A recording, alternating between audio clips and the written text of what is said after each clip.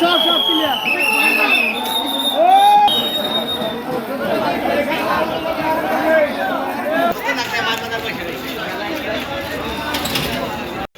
ভাঙ্গা থানাধীন ব্রাহ্মণগন্ধা স্কুলে ক্রীড়া প্রতিযোগিতা অনুষ্ঠান ছিল।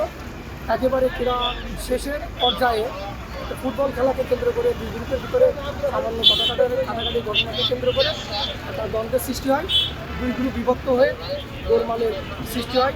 ঘটনার সংবাদকে আমরা 5 মিনিট এই পুকুরিয়া ঘটনাস্থল অর্থাৎ বাজারের ভিতরে আসছি। দুই গ্রুপ দুই দিকে অবস্থান ছিল, কিছু সময় গাড়ি বন্ধ ছিল।